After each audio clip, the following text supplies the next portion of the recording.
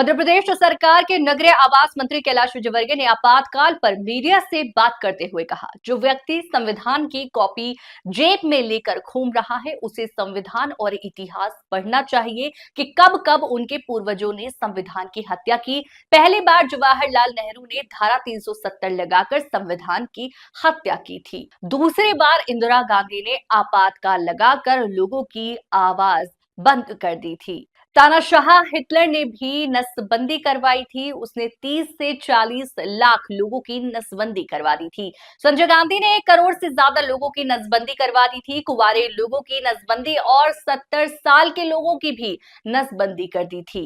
आपातकाल के 50 साल उन लोगों के लिए करारा तमाचा है जो संविधान को जेब में लेकर घूमते हैं। संजय राउत के इंदिरा गांधी की तारीफ और 11 वर्षों से अघोषित आपातकाल लगाए जाने को लेकर कहा। संजय राउत एक ऐसे व्यक्ति हैं जो अपनी पार्टी में रहकर दूसरे के साथ कमिटमेंट करते हैं। अपने नेताओं के बजाय दूसरे नेताओं के साथ उनका कमिटमेंट है। शशि थरूर और कांग्रेस के बीच विवाद को लेकर कहा, जो भी देशभक्त की बात करेगा, राष्ट्रभक्ति की बात करेगी, कांग्रेस उसे डाइजेस्ट नहीं कर पाएगी।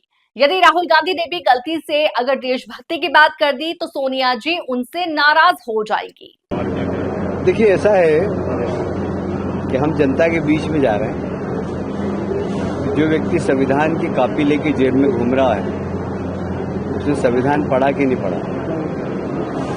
उनको प्रजातंत्र के 75 साल का इतिहास पढ़ना चाहिए कि कब कब उनके पूर्वजों ने संविधान की हत्या की।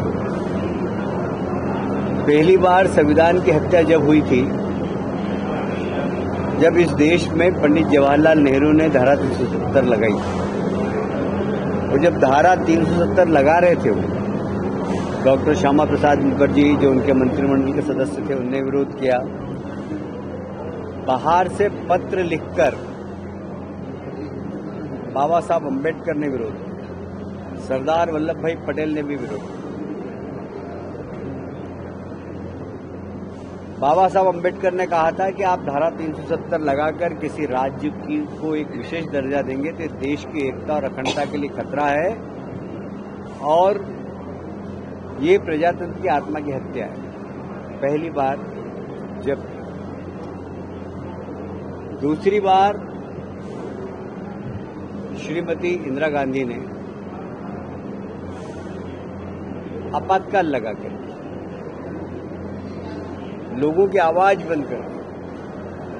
न्यायपालिका, कार्यपालिका, विधायिका, यहां तक कि प्रजातंत्र का चौथा स्तंभ बोला जाता है पत्रकारिता, उस पत्रकारिता का भी गला घोट दिया। किसी अखबार की ये ताकत नहीं थी कि बिना कलेक्टर के आदेश के एक भी शब्द वो अपने अखबार में छाप सके।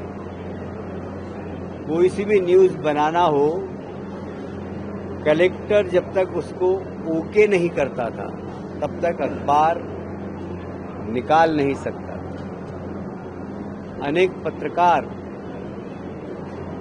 जेल में रहे। उस समय एक बड़े विद्वान पत्रकार थे, संपादक थे, बोले ठीक है, लिखने पर सजा है ना, नहीं लिखने पर क्या सजा है। वो उस समय नई दुनिया के संपादक थे, उन्होंने संपादकी खाली छोड़ दी। भाई मेरा अखबार है, मैं संपादकी नहीं लिखूं, और विरोध स्वरूप पूरा संपादकी खाली छोड़ दिया।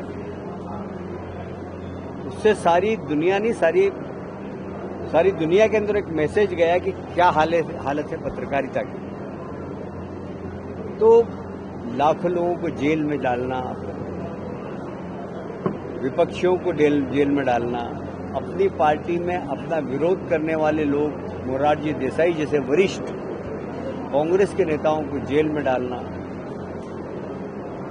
सिर्फ इंदिरा जी ने मेरा जो विरोध करेगा वो या तो जेल जाएगा या उसकी राजनीति खत्म हो जाएगी। दो ही काम किया। अरे हिटलर तानाशाह था, हिटलर ने भी नसबंदी की थी। उसने, मैं इतिहास में पढ़ रहा था, उसने कोई 30-40 लाख लोगों की नसबंदी की थी। संजय गांधी ने 1 करोड़ से ज़्यादा लोगों की नसबंदी की। और नसबंदी अगर उनकी करे जो कि वास्तव में नसबंदी के योग्य हो, कुंवारे लोगों की नसबंदी कर दी और 70 साल के लोगों की नसबंदी कर दी।